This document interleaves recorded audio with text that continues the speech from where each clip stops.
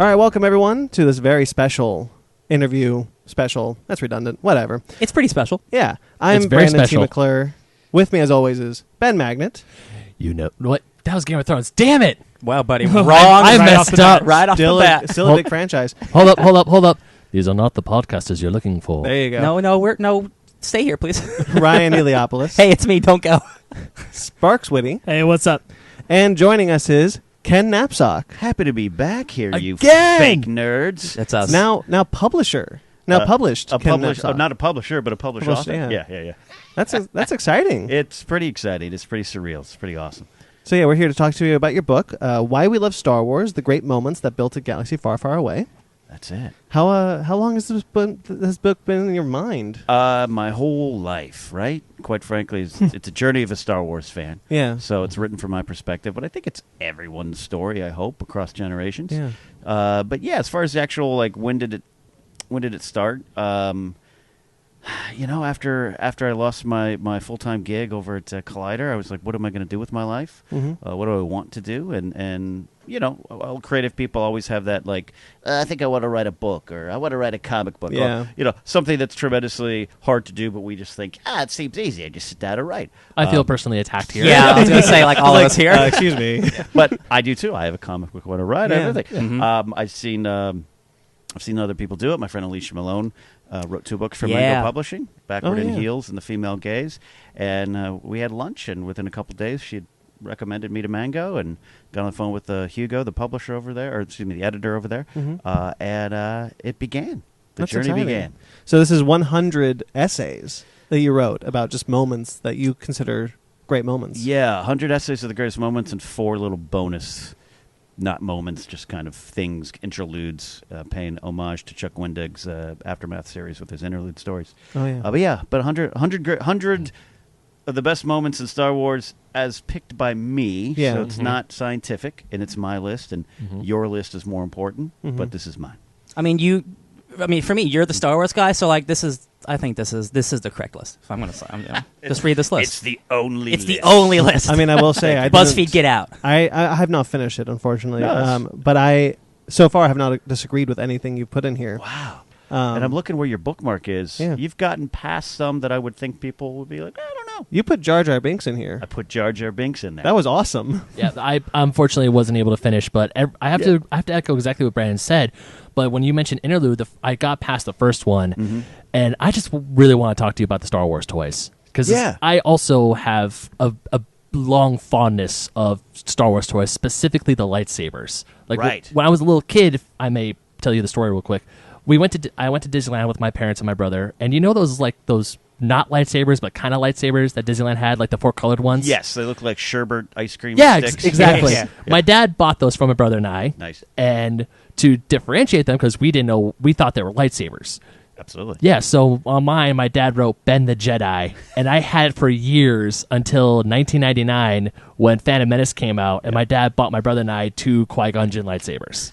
And then you had to fight with 2 green-on-green action. We did. And we like fought against each other, and then we fought against like imaginary battle droids. Yeah. But also, there's one night I vividly remember my dad and I recreated every original lightsaber fight with the sherbet-colored lightsabers.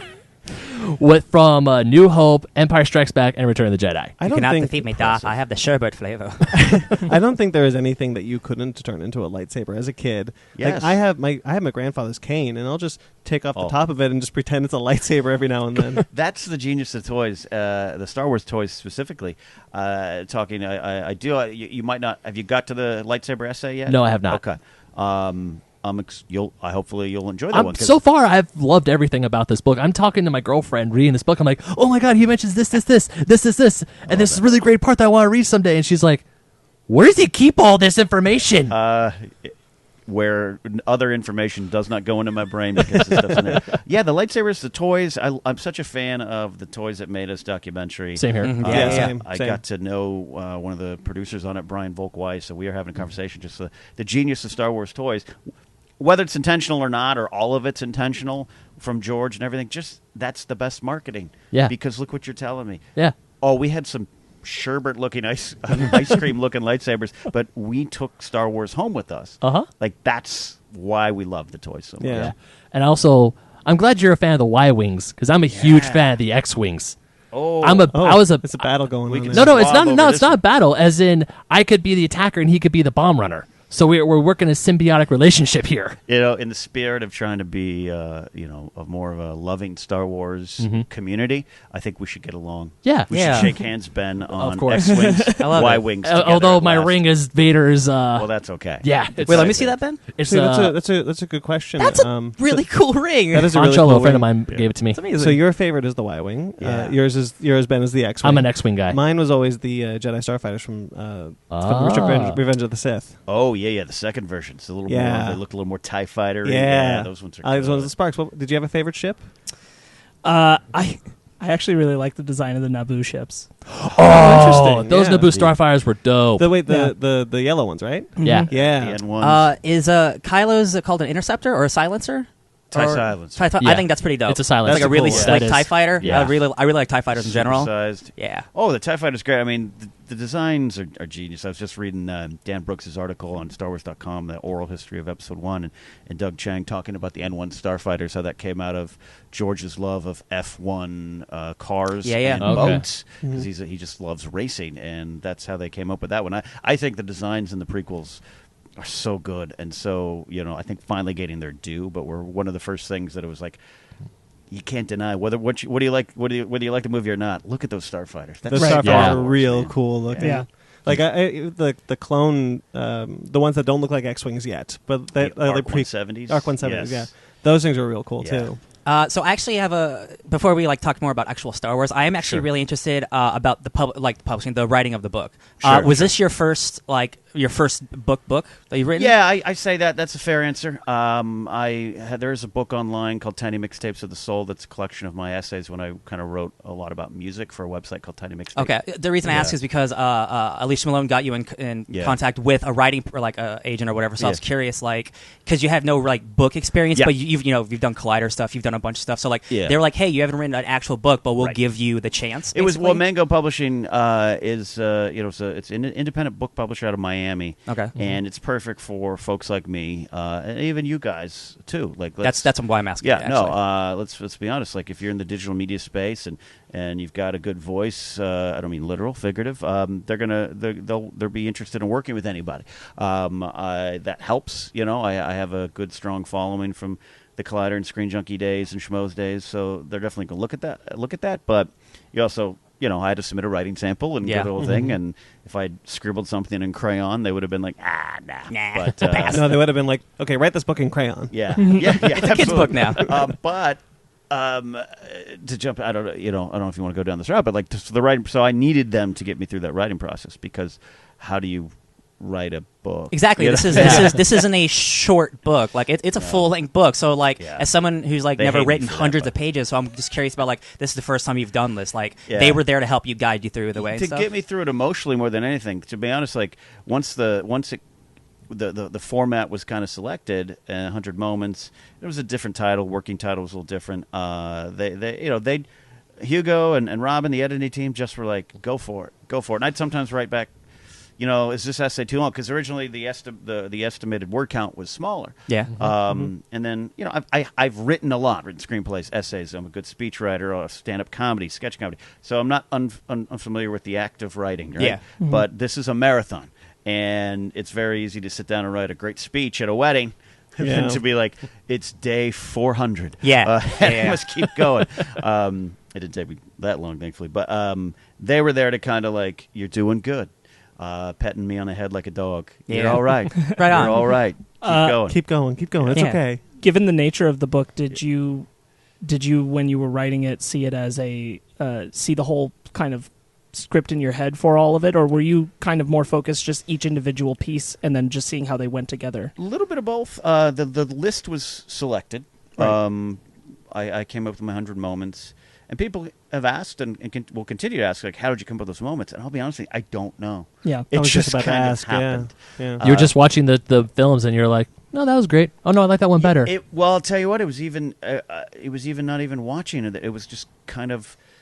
I felt like a Jedi, and I'm sometimes more of a Sith. But I felt like open up my mind and what came in and what along my journey as a Star Wars fan. Not just well, I love the moment in which X character makes this big decision, but oh my gosh, I remember playing on the playground as a biker scout, and I love the speeder bikes. That's why I love Star Wars. That's why I had to keep answering that question. Yeah. And Sparks, to your question of like the individual, each essay, I do want it to stand on its own. I feel even sometimes some of the little statements or opinions kind of get repeated. I think I had to edit out 49 times where I said Han Solo's my favorite Star Wars character, and it's still like 10 of them still got in, but only because I do want you to pick this up at any time, Right. And just dare I say it's a bathroom book. Just go into the bathroom and be like, I'll read this one today. I was a little unlike Brandon and Ben. I chose to kind of jump around a bit. I interesting, read through up to a point, and then I started just kind of cherry picking, and then I really wanted to like check out the end and what you put there. But being able to jump around, it does kind of just provide, because each individual piece is just kind of a window into. And what I think works so well is like you want to be very clear that this isn't a scientific list, this isn't something that you break down. But I do think what the book is I think your intention is to kind of open your mind to like, this is what I love about Star Wars. Does this get you thinking about what you love about Star Wars? Do you look at this thing in a different way? Can just sharing the appreciation. Thank you. I think you got it. Yeah. You win a prize. Just give you a star on your. No, that's No, exactly, give him a Death Star. Give him the Death Star. There you go. Death Star sticker. Yeah, that's what we do at Force Center, and that's what Joseph Scrimshaw and Jennifer Landa and I have built over there. Of let's celebrate Star Wars, but there's not going to be. You're not going to love it 100% across the board. Nor Right. would we want you to, but. Why let that? I still think with what we got going on with a lot of digital media, and I'm not wagging fingers at anybody, but just there is this kind of like, oh, you like Star Wars? Instead of the 10 things, what do you love about it? It's the 10 things that are wrong with it. And You see it all the time, like all the top 10 plot holes in The Last Jedi. Yeah. Sure. Yeah, things like that. And I grew up in an era where, we knew there were some plot holes in Return of the Jedi.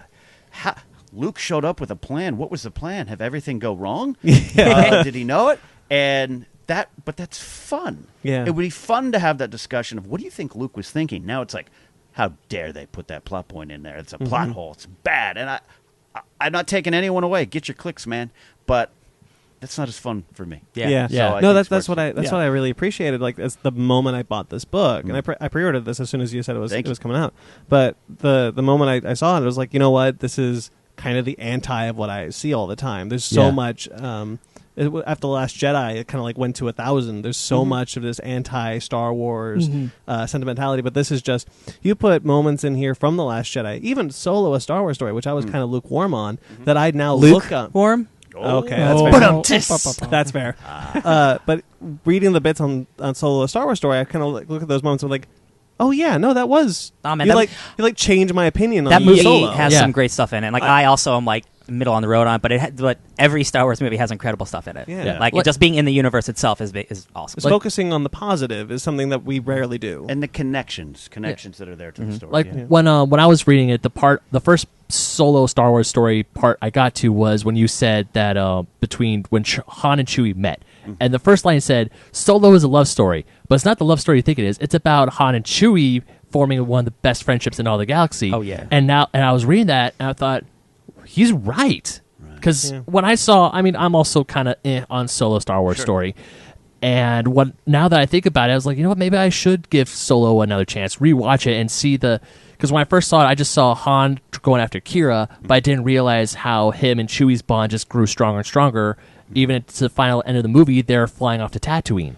Yeah, and that's kind of what I was trying to get at. Where with us, with Solo, kind of wanting to maybe revisit it and look at it in a different light. But like, if you are kind of hating on any Star Wars media, any of the books, The Last Jedi, Solo, Rogue One, anything, like you read this book, maybe you want to revisit those films, those books, and those comics, and kind of look at them in a different light. Maybe you change your opinion. Maybe you've seen something that you didn't know was there. That's great, and I think that's great to hear you guys say that. Solo in particular, I love Solo, a Star Wars story. Absolutely love it. But I also look at it and go, the director drama, the switch, and Ron Howard came in to make a nice, good, take it for a nice, good, safe landing. And, and not everything about it. It doesn't have as epic of a feel as some of the other movies. That's fine, though. But when you lay it down on the track, as I always say, like Star Wars is this living document, and you start putting it down, and the things start to connect. And you know, I get an argument. Someone said, I didn't really like the villain in Solo. And I'm like, well, the villain's the Empire, because the Empire is an oppressive regime that pushed down on the galaxy, which destroyed industries and allowed for crime to grow. And you're seeing that in action in Solo. The Empire's not vibrant. It's not there fighting them. But this is all because of the Empire. And to hear Han Solo talk about how his father, who he may have hated, didn't want his name, but he also had some kind of weird respect for him, too. And in the novelization by Mur Lafferty, you get the sense that his father just kind of drank himself away. And because of the Empire and everything. And it's like, well, this all connects to a bigger story. You just have to, as they used to say in then special editions commercials, see it again for the first time. And that's what I love putting out there. I think that a lot of what happens with the modern, at least, Star Wars films, maybe even the prequels, is that you go into it, and I think everybody, even if they're hardcore Star Wars fans, they go into it and they're fighting the flow of what the film's trying to do, because they want to bend it in a direction that they want to go, and they don't want to just take the ride of where it's taking them. That is a brilliant way to phrase it. Yeah, he's getting points today. He's the best with words. You're down. No, he's the best. To him. Spark, you're great. Bend it the way. How did you phrase it? Because they're wanting to fight that. They're fighting the flow in the direction of the film. They're wanting to bend it to their whim and not wanting to just let the ride take them where it wants to go, and let them show them something. That's excellent. It's excellent. We talk at Force Center of speculating responsibly. That's a tongue-in-cheek joke kind of fall that came out of Last Jedi, where your Snoke theory was your theory. I had mine too. And then the story didn't take it that way. We clearly saw, and some people just don't like it. That's a different conversation. Sure. But the ones who were loud of like, They threw out the story. Ryan did this. This isn't Star Wars. I'm like, this is so Star Wars. This is what's going. And I even say with some of the moments that I don't like, or little things here, just like the Canto Bight sequence. I actually wish we spent more time there, because I wanted to see what Ryan was talking about, the rich part of the galaxy. But you just kind of flow, see where it goes. That's I think a good way. It's not for everyone, but it's a good way to watch Star Wars. I keep mentioning this. I don't know if you guys have checked it out. Dan Brooks is the senior content editor over at StarWars.com. I just covered this on Spotlight Star Wars on Force Center. They put out an oral history of the Phantom Menace, which is great. It has all the people. It's a wonderful article. Not enough people have read it. And George Lucas just plainly says, I realized that after about 10 years, The Return of the Jedi was out, a lot of people misunderstood it. A lot of people misunderstood things, and I wanted to go back and tell that story of Anakin. Again, whether you like wizards and now this is pod racing, you don't need it like that. You don't need to. Yeah, I do like the sequence a lot. Yeah, the sequence of pod racing is fun. This is what George was, and I see that a lot. And it's weird. Like I got in this discussion. Sorry, I'm monologuing here. You're the guest, my man. Of Finn in Episode 7. It's someone I hear it a couple times. Well, Finn in Episode 8 was the same arc as Episode 7. Not necessarily, because Finn in Episode 7 is about fear, running away, not knowing he is, connecting with the first person he's ever had a chance to connect with. Not even necessarily falling in love with her, but just like, this is a real human who hugs me, and I feel protective of her, but he's fearful. So at the end of the movie, he picks up the lightsaber for Rey. Episode 8 begins, where's Rey? And along the way, he learns it's a bigger thing. And I've had people just, it's like, well, I don't know if you got that. I don't know if you watched it. You just saw the surface, and you're bending it your way. Yeah, I think people, I'm not even saying I'm not guilty of it, because with the prequels I definitely do this, where you get hung up on the minutia and the smaller details that aren't what you want, and they aren't what's working. But the thing that Star Wars does get across, I think the reason why Star Wars more than, because we see this still with Marvel fandom, where they go to the movies and they're not seeing their theories, and it's upsetting, but it never feels like it's reaching the fever pitch that Star Wars does. And I think it's that people can even subconsciously tap into the overall narrative themes and everything that they're trying to overarchingly big picture about Star Wars, but they get so caught up in the small details not being what they want it to be that that's what they're fighting against. They're not seeing that larger picture. They're not embracing it, and I'm even guilty of that with Attack of the Clones. Last Jedi, like famously on this podcast, like I didn't like that movie before the review, and then mostly because of you and our friend Jeremy, they convinced me. I was like, because I was fighting the stream. I was like, this isn't the Star Wars movie I wanted. I was like, yeah, but it's not made. It's not your movie. It's Rian Johnson's movie. And once I realized that, I'm like, oh my God, I actually really like this movie. And now a year and a half later, I'm like, it's one of my favorite Star Wars movies. It's great. No, and if you don't like the movies, like that's fine. Mitch Technicolor, like that's my least favorite Star Wars film. Yeah. But it's got some of my favorite moments. Yeah. That Dooku Obi Wan moment's one of my favorite moments in Star Wars. Yeah. When he lays out like, yo man, Christopher Lee, the Emperor has cool taken over the Republic, and Obi Wan's like, no. Yeah. I know we talked about it last time you were on, but when Yoda finally turns on his lightsaber and fights Dooku, for me, I was when I saw that for the first time, I'm like, yes, I've been waiting years to see Yoda kick ass. 2 back-to-back showings, 2 standing ovation type of applause when I saw that movie by the crowd. Right. Yeah. And now I hear people denying that happened. yeah. No, well, it's like people denying that people didn't like The Phantom Menace when it first came out. Right. Like that has like what, an A+ cinema score or something like that from like the day it came out. I'm not gonna lie. I saw that movie 3 times when I was a kid, and now that I've grown up, I remember a friend of mine who loves Phantom Menace, and it came out in 3D. He's like, let's go see Phantom Menace in 3D. And myself and 2 other friends of mine were like, no, we're not going to see. Let's just watch it here at home. We'll make some. So that's what we did. We still watched Phantom Menace. We just didn't pay for the 3D. That's less about Phantom Menace, more about not wanting to see a 3D movie. Yeah, that's very true. Well, they do, real quick tangent. Sure. What they did with Yoda and the Phantom Menace would have paid for the ticket for me, because I hate that puppet. I know you hate that. Oh, I love It's I love awful. him. He's so goofy looking. It is. Yeah, I think to kind of compliment on what you did with the book, I think what you were able to do is with each individual piece make me contemplate and think on things more. One of the ones I didn't even move on. I just sat there and thought about it, and I'm like, I don't think about this enough. I just don't. Was actually just number 100 right out of the gate with Ben Burtt's sound. Sound creations, which we don't give. You're right. People just don't think about it enough. Don't give enough credit to that. That has shaped the mentality of Star Wars. Like, you can't think about Star Wars and not think about the sound design, which is incredible. And every sound effect is iconic.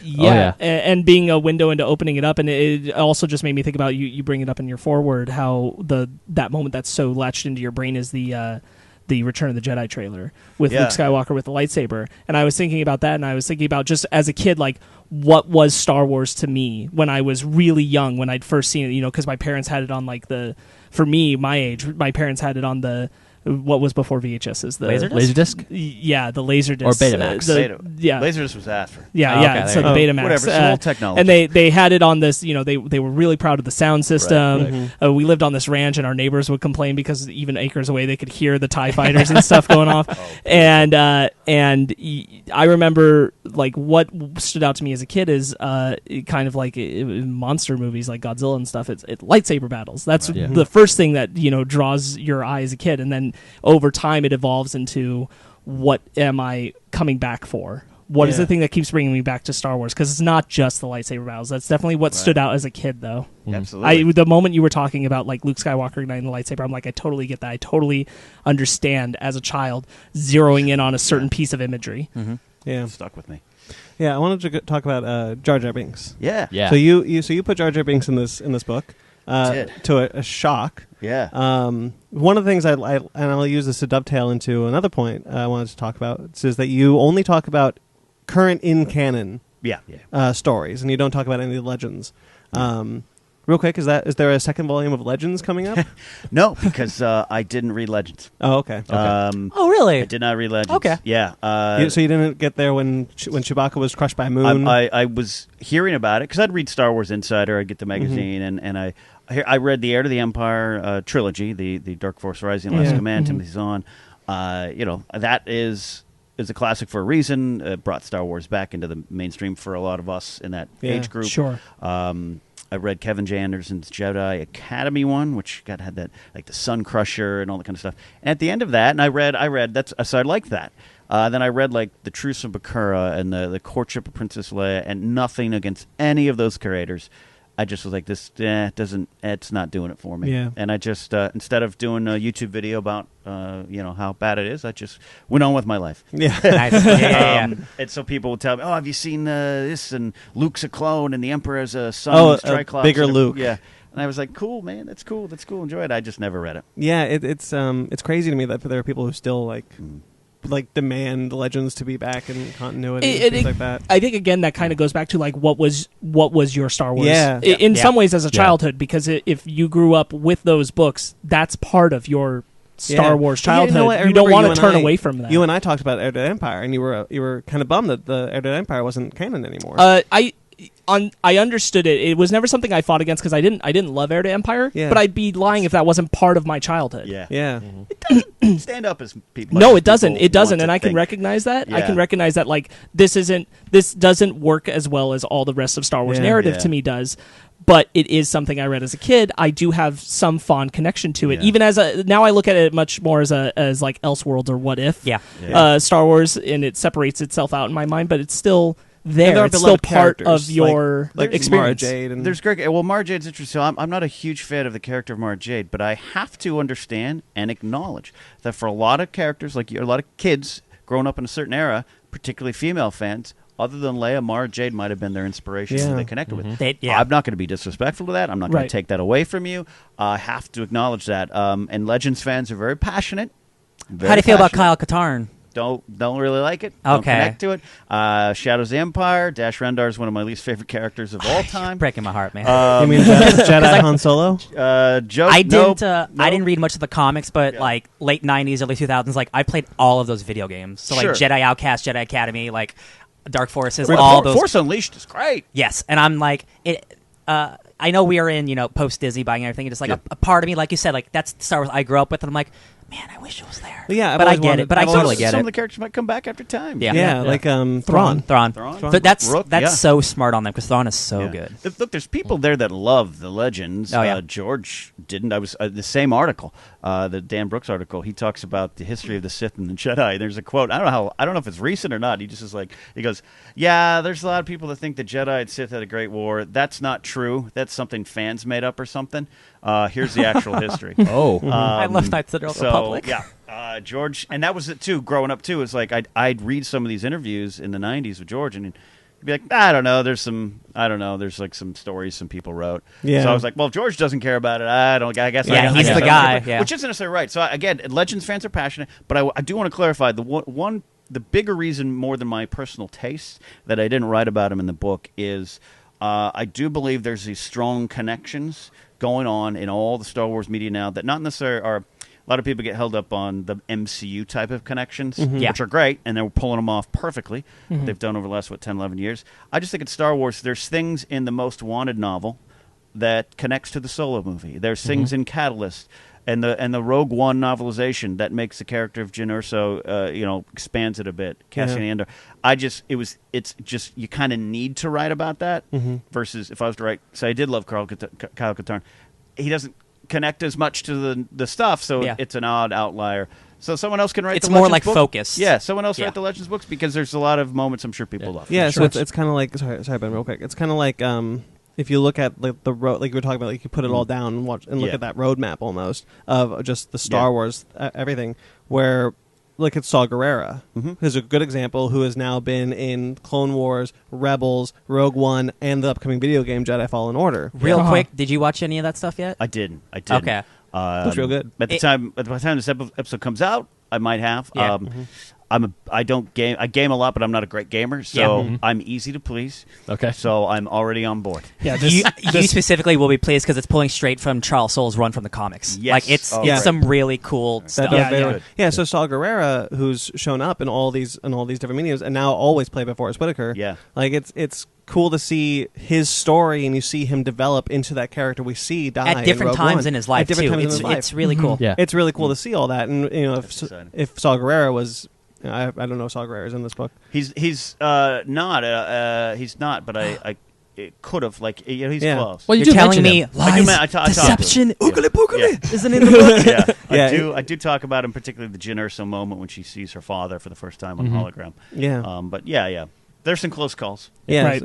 So it's cool to see like that connectivity. Yeah. I just wanted to touch back on the legend stuff real quick. I just was going to say that I don't think you need to not that you do, but I don't think there needs to be any shame in the fact that Legends isn't part of this, because I think what you just expressed so well is and the point of this is that we're getting a window into your mind of love. Yeah. That's meant to expand our own intentions. But like I really like the way you emphasize like, hey, your list is your list, and your list is most important to you, and that's important, and that's important for you. But it would have been. It would have been a shame for you to feel like you had to write anything about Legends because, as you just expressed, that's not your Star Wars. That's not your era. That's not your generation. That's not your window. Yeah, it would have been false, and I didn't want anything in here to read false. There was never a checklist of things. Right. There was an idea of like, have I talked about this character? Is there something there? And an example is I do like the show Star Wars Resistance, and I think that's going to get better as the show goes on. Mm-hmm. Same with Rebels. Rebels' first season was my favorite. Yes, I agree with you completely. And there's a lot of Rebels stuff in there. Yeah, Rebels is my favorite Star Wars. High ranking, but it didn't start that way. It's true, it didn't. Yeah. I'm on camera on Jedi Alliance with Maude Garrett, just ripping into the first couple episodes. Yeah. Didn't like it, and then it became my favorite thing. So Resistance will grow, but I had a slot reserved. And my editor, I'd submit stuff every 2 weeks, right? Yeah. Right. There was a spot, and it just said reserved for Star Wars Resistance because the show hadn't come out yet when I started writing. It did come out. Yeah. And there was a couple moments that almost made it. It was this Jarek Yeager is a character I really love, and the fact that he's this rebel kind of war veteran that doesn't want to fight anymore and has some. I was like, ooh, I'm intrigued. I love Griff Halloran, even though he barely speaks because he's an old TIE fighter pilot. Stephen Stanton voices him. And I got to tell you, every time I'd sit down to that blank page, I didn't, and I just ended up saying, I can't force it. Yeah, it's not true. Yeah, and that's what works so well, I think, about pieces like this and what you've written is that it's the passion that comes off the page that you can feel that you relate to, and that's what opens your mind to, yes, I see this, and then you think about your things and what you are drawn to in Star Wars. Yes. Yeah. Personally, I'm kind of glad, Ken, that you didn't put any of the legacy stuff in the book, because one of the things I want to talk about is how reading your book, I came to a moment specifically when Leia met Panaka on that moon on Naboo. Yes, I had no idea. That's where that character went. Back, I know I'm going to say this a lot this episode, sorry. Sure. But when I was a kid, I remember seeing like a book order form, and it was just a double-sided page of all the Star Wars novels. Mm-hmm. And I was about like 5th grade, and I would say I was a fan, but I was only a fan of the films. Yeah. And I was like, no, that is too much. I was super intimidated. And then after the Disney buyout and all the expanded stuff started coming out gradually, I was like, cool, I could get into this more. I could see this new expanded universe. But what I love about your book is it makes me want to go back and read stuff that I didn't think about picking up, specifically Leia, Princess of Alderaan. Yeah. Because I remember, because the second you said Panaka, I instantly thought of that actor from Phantom Menace. Yeah. I was like, he was so close to Padme. Yeah. And you describing the moment between them, I'm like, God, I need to read this. It's great. This is, because that's one of the things that, even the Ewok hunt. Yeah. Like when you said, so you don't like, I kind of like envisioned you standing over and it's like, yeah, so, you don't like Ewoks, do you, Ben? Because I didn't really like I don't. They're not my favorite part of my favorite Star Wars film. It's odd. And just hearing you describe about, because I do have the game, I'm like, man, I need to reinstall this game. This mode sounds awesome. You talked about how the Ewoks are terrifying in one of the games. It's a horror story. Yeah. Because normally, every time people talk about the Ewoks, I just think they're these cuddly little teddy bears that George made to create toys. Yeah. That creepily blink now. Yeah. Yes. Well, luckily, my editions don't have that. But now, I think of these Ewoks, I'm like, no, these guys can murder you. Oh, yeah. No, they will eat people. Yeah, they were about to eat Han and Luke. They're about to eat Han and Luke. Yeah. They're about to murder them until 3PO showed up. Mr. Ken, I have a question, because you do talk about, thank you for finding it, Sparks, Iden Versio. Because I really, for the marketing of that game, painted the game as you're playing as this Imperial, like she is hardcore about the Empire, and I love the start of that game, and I love the scene that you mentioned. I personally wish it didn't become what it was, and I'm just going to spoil it. It's an older game now. She joins the Resistance. Yeah, she's a turncoat. Yeah, she's the a Rebellion, turncoat. not The Rebellion. Resistance, Sorry, and I was just really hoping you would just play as someone who's really loyal to this fascist. And I was wondering, were you a little let down, or were you perfectly fine with it? Because it's poetry in Star Wars, I get that, but I was hoping this would be different. Battlefront 2 obviously is a multiplayer online fighting game. They tried the story thing. It got everyone's appetite, real ravenous for more, which is now we can Yeah. follow in order. So here's the thing. I love the character of Ivan Versio. Obviously, I wrote it. I've had the pleasure of meeting Janina. Actually rode back from Orlando Celebration next to her on the plane. That's amazing. Oh, sweet. She's a pal with my friend Josh McCoog and some other folks. She's great. So I'm a fan of her. Yeah. So I'm a fan of Iden. Yeah. But she switches, again, if you haven't played the game, it's been out 2 years now. Yeah. She switches real fast, right? It's very fast. Yeah. Well, It's I can like- tell you now. Yeah. I won't say how. Why. So my friend Matt Mercer voices Luke Skywalker Yeah, in the game. yeah.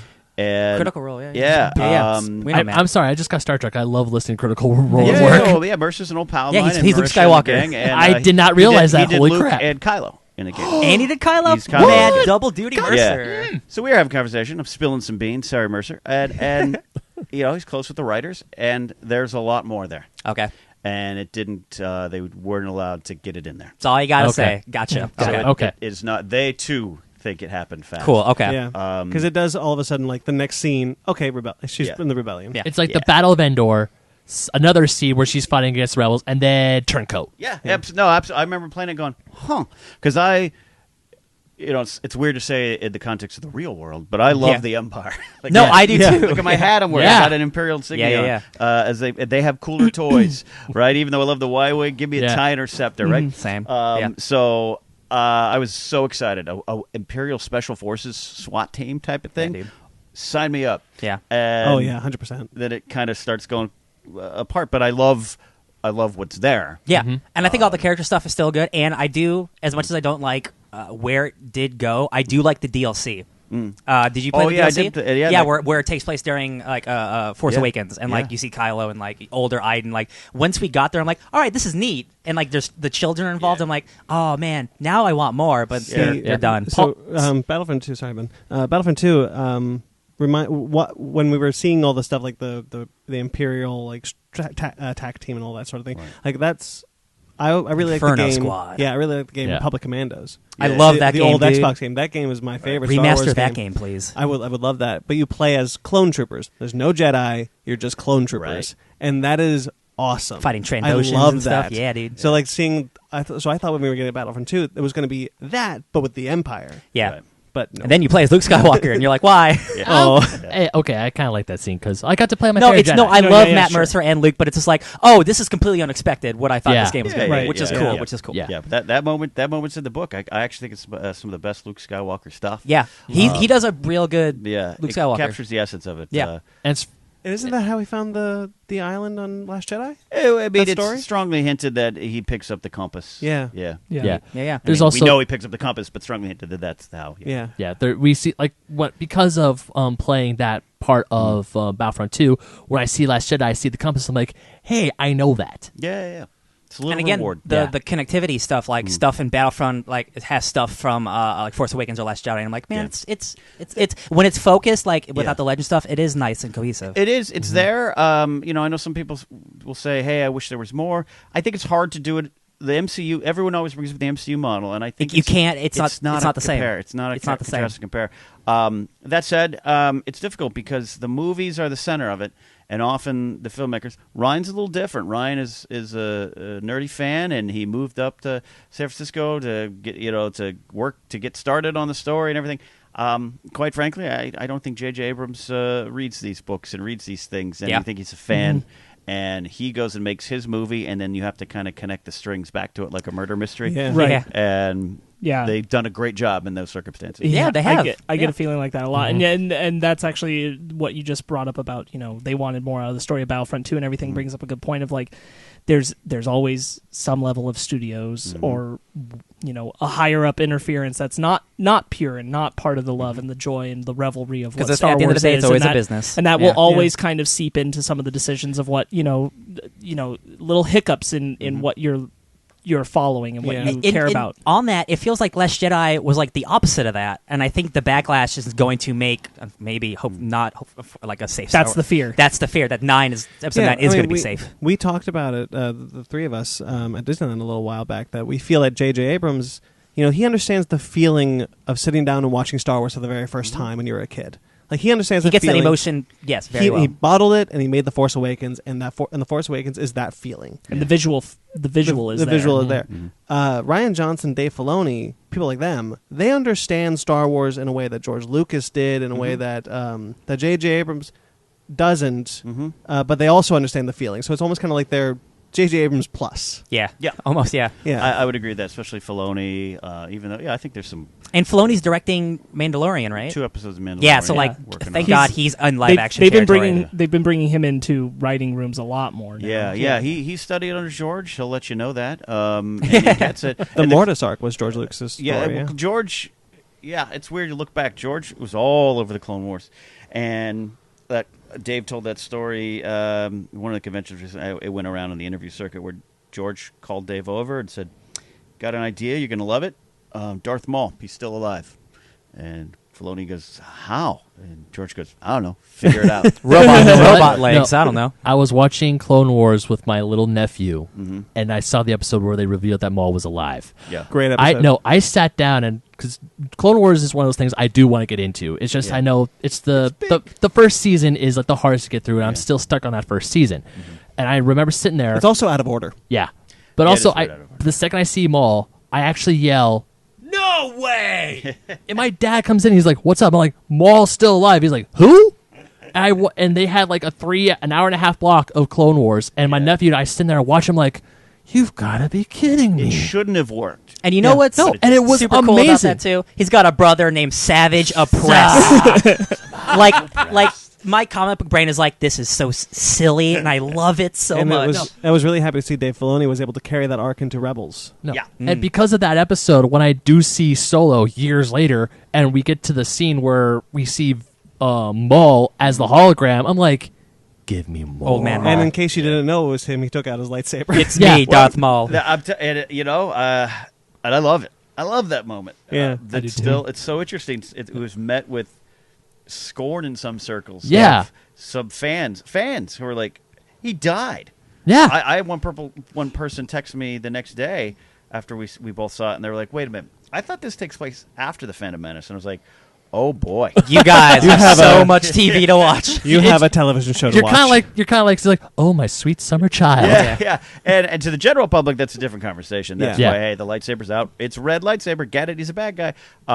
But yeah, and it was puzzling to me that fans, Star Wars fans, who just I get not watching the Clone Wars, but who are just like, nah, that's stupid. And it's like, yeah, I thought that too until it played out.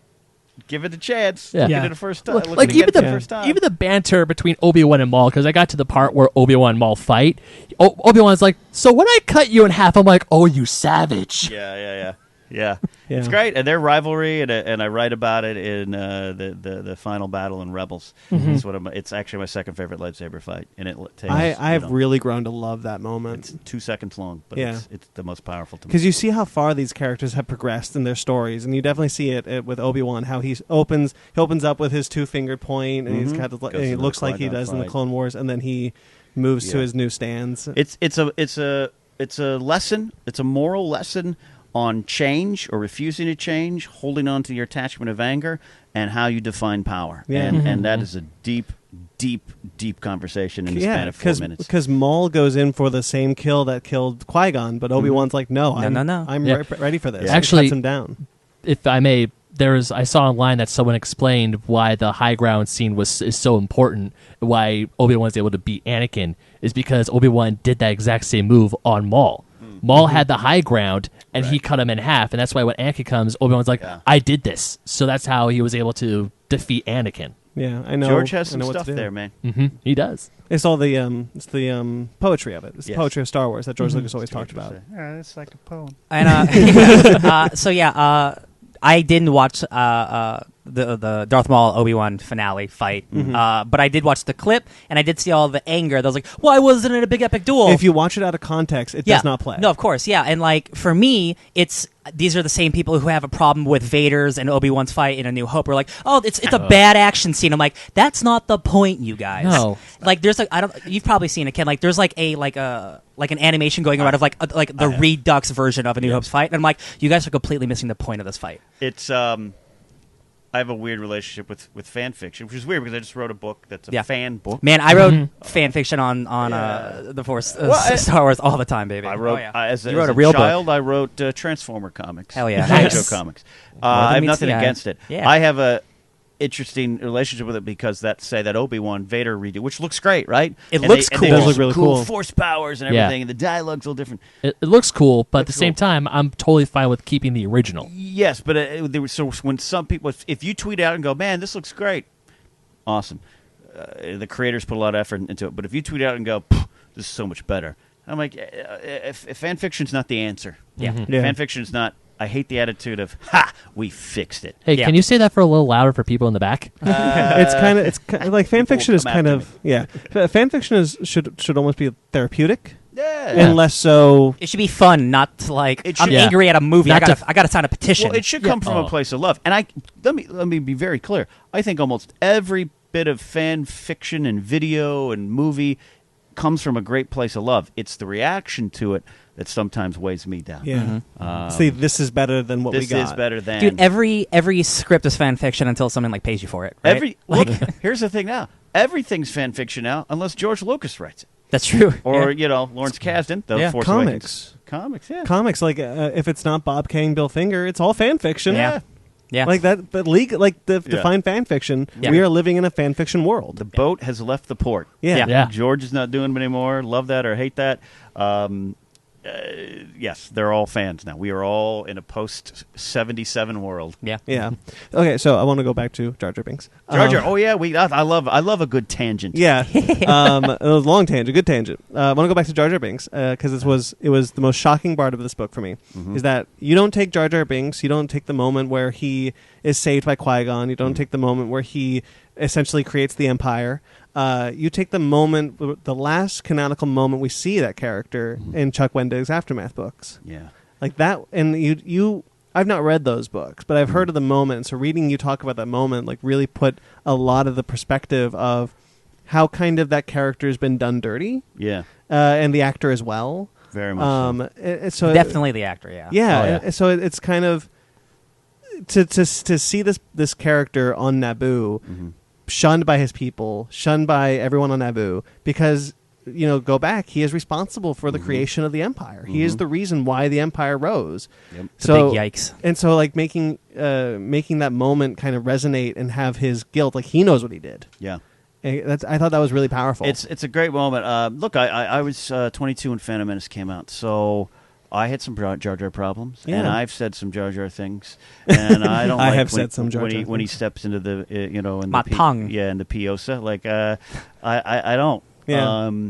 And there's a simple, hey, it's not for me. George will tell you that time and time again. Yeah. But then I've come to appreciate what Ahmed did in terms of the technical side. Again, I go back to this great article from Dan Brooks. They interview Ahmed, and it's post-celebration, which was great to see him get his fan reaction. But beyond that, I don't think we knew the power of the dark side of the internet, where this guy goes and nearly kills himself because of the backlash. And look what happened to Jake Lloyd. Yeah.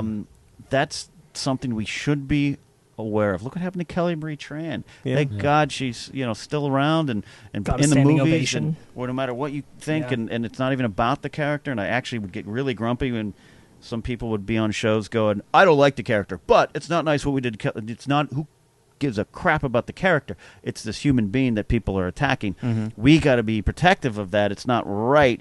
And to have Ahmed come out now and say, yeah, here's the spot, the exact spot I almost jumped to my death because of what this did to my life and career, that needs to be acknowledged. And I really do think Chuck Wendig, who at times is a controversial guy himself. I was going to say, he's the guy who got let go from... He's the guy let go, and he's outspoken. Really bummed about that. I wanted that Darth Vader book. And the version that came out is quite frankly not good. And I have nothing, no offense to those guys. I hate slagging on creators. I really do. But it's not working for me. But the thing about Wendig, so I knew, again, going back to the original question of what did I write about, it's these going back in my memory and going, what did I read, watch, or play that affected me as a fan?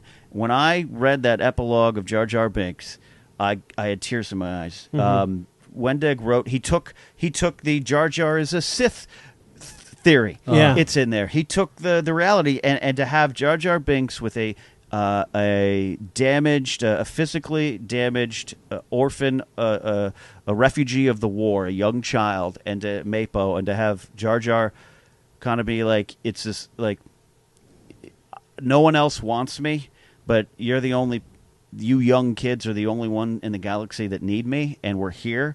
It's a powerful statement on what the character was, and what it still can be for a new generation of fans every time. Does this take place after 3? It takes place in the After sequel 6. trilogy. After 6. Yeah. Okay, so like my favorite. That's what I was going to ask. My favorite trope. I said sequel trilogy, but a little bit. It's a year and a half after 6. Okay, my favorite trope is like old man Logan, like old man character, like when done right. So like that sounds to me like old man Jar Jar, like dealing with his past. He's a clown on Naboo, Yeah. because he's been ostracized, and so like these kids, like you said, refugees, war refugees. These kids, Jar Jar was created for kids, so like these kids are the only ones who accept him because no one else will. It's super powerful. It's really powerful, and it's.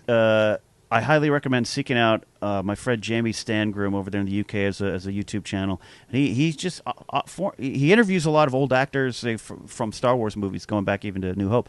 Finds them, tracks them down. They're great little, sometimes quaint little quirky interviews. He's formed a friendship with Ahmed Best, and Ahmed trusts them. And and there was one of the interviews, second or third interview that does, Ahmed reads the Wendig interlude in Jar Jar's voice. And it adds, so it's I could have written about that moment as much as the moment. Yeah, I really that one really stuck out to me because he doesn't show up. Ahmed isn't in Clone Wars initially, but then he does reprise his role, and I wonder if that was kind of like that because they first bring in Jar Jar, and then he kind of got better and more accepted. He went to Celebration this year for the 20th anniversary panel, and he was afraid. He was afraid, and it was great to see him kind of get a standing ovation and welcomed. Could you see Jar Jar showing up again, like 20 years later in like a live action form, like old man Jar Jar, and like, oh wow, this is this new character, and we have this new respect for him somewhere on Disney Plus or something? Yeah, something like that. Mandalorian. It's possible.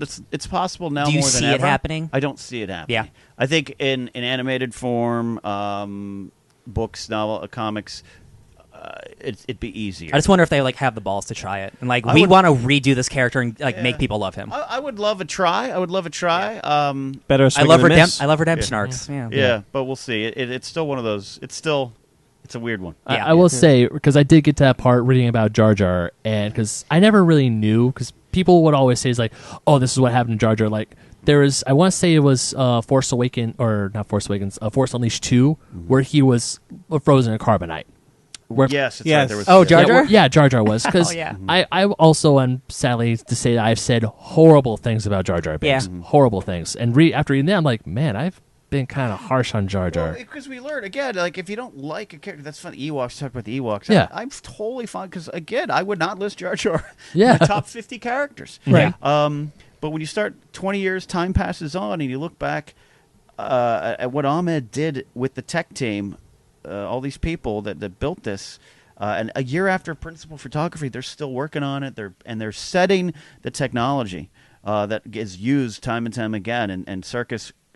I was going to say it's like Gollum before Gollum. Correctly gets a lot of credit, and there's always a battle over how much Serkis gives to the animators and graphic. Blah, blah, blah. Not a conversation for us here now. But Ahmed is forgotten because.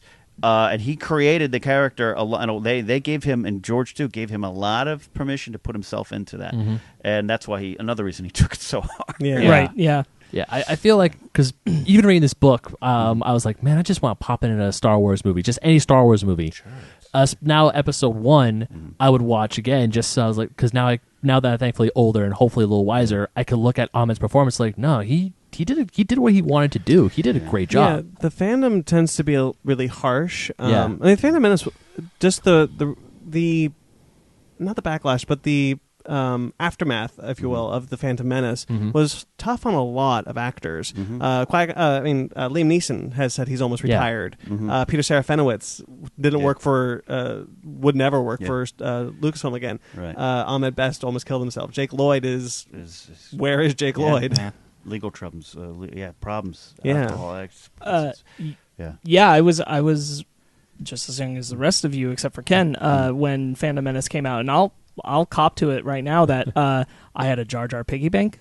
I had a Jar Jar inflatable chair. Oh, okay. I was not anti Jar Jar. That's cool. I was not when it came out. It wasn't. It wasn't until I want to say about the time Revenge of the Sith came around that I started to look back at Jar Jar and go, I didn't dislike him, but I found him tiresome. Yeah. Oh, yeah. And that's where it evolved to. But I didn't realize it. I've heard someone else say that the internet is what made them realize that they are much older than us. They had seen Star Wars when they were in their 20s when it came out in theaters, and they said I didn't realize people hated Ewoks till the internet came around. And that was very much a similar thing with Jar Jar, where I was like, oh, I didn't know people really hated Jar Jar until much later. And I was just going to piggyback off what you asked about the live action thing. I think the reason why it's so hard to imagine Jar Jar going to live action is because it's the same reason why the Darth Maul thing didn't land quite right, is that you have to do a certain amount of legwork for the people who are only seeing movies. Yeah. Because not everybody's going to read Chuck Wendig's comics. Not everybody's going to do the, you have Watch to Rebels, you have to still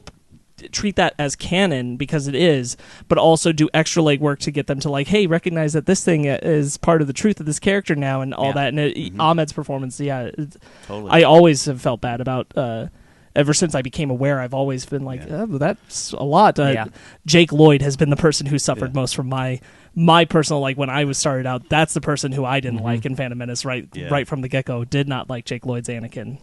They went on their gut to find some charisma in a young performer, and even in that documentary at the beginning, George talks about some of the auditions, hey, well, this one kid's going to hit his marks. We're going to get stuff, good technical, professional performance, but I like what this kid has, Jake Lloyd, and he did it, and and again, I never want to take anyone's ability to not like Jar Jar, to not like the prequels, to not like the sequels. I have those opinions, but I think hopefully we're more aware of the human beings behind. Yes, 100%. Even as I'm saying, that's the person that I didn't like when I saw Phantom Menace. I still wasn't. I never want anybody to be at the extent where this is never. It should never go beyond that character doesn't work for me. Right, it should never be personal. It should never become so personal where they have violated my.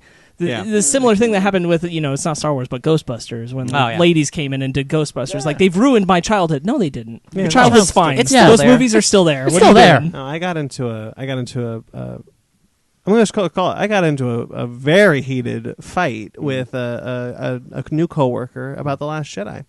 Not on my part, because I'm kind of at the point where if you don't like The Last Jedi, I do want to have a discussion with you and find out why. What are the issues? Maybe we can discuss them. Yeah. This gentleman didn't want to have that discussion. He wanted to just yell about why he didn't like Star Wars. So it ended up just me talking to a blank wall who was just repeating back to me that how much he hated Leia flying in space. So that was really disheartening, and because you can get to a point where that is your perception of the Star Wars fandom is just blank walls yelling about things they don't like, and it can get really toxic and really almost tiresome. Yeah. But I had your book, so he left. I sat down and started reading this book again, and I'm just like, you know what? No, this is. Hey man, all fandoms have toxicity. Every single one. Yeah, every corner of the world. Yeah. And it's just great to have a book like this to kind of just remind you that there is still love for this property. I'm not nearly the fan of Star Wars as you, but Star Wars when I was younger was my number one before I discovered Marvel Comics. Bless you, Stanley. But Star Wars is my jam, man, and it does suck to see have its ebb and flows of guys, Star Wars is always cool. Yeah, the quality's not always there, but it's still cool. Specifically right now, and I'm not going to get into this, but specifically with the XMen franchise, right, with the Dark Phoenix, there's a lot of revisionist history of something's bad. Oh, it's always been bad.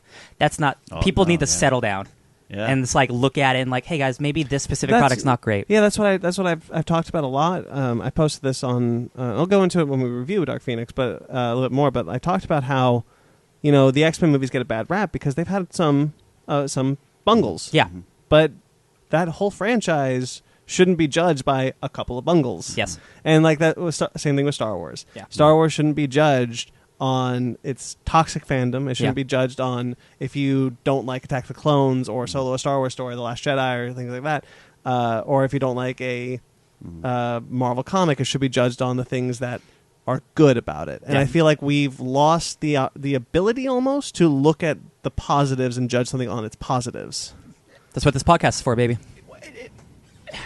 if it's not giving you joy, why stick around? That's Yeah. the thing for life. Marie exactly. Kondo, there you go. And it might suck. Some people, I've heard those things. Well, it's just that the sequel trilogy really let me down, and I'm just hurt. I'm hurt because I have to give this up. It's like, well, that's part of life, man. Yeah. Sometimes relationships end, and you grow from it. That and is you life. move Not on. everything can be good all the time, But unfortunately. but you know what? If the sequel trilogy let you down, you still got 6 good movies that didn't. The original trilogy is never going away if that's what you love. The Yeah. prequel's never going away if that's what you love. That's- Maybe there are Marvel comics that you'll love. Both Darth Vader comics are excellent. Yes. really good. They yeah, are. really good. I kind of feel like, especially with series like Star Wars and most recently Game of Thrones, that Game of Thrones is a good example of this revisionist people history. have put these shows and these franchises at such a high bar, and if it's just not perfect all the time, then even if there's like one bundle, like season 8 of Game of Thrones, I would say it's the lowest season of a amazing show. But Yeah. I'm not going to tell people to not watch it. I'm still going to tell people, it's like, hey, you should watch it. Like same with Star Wars.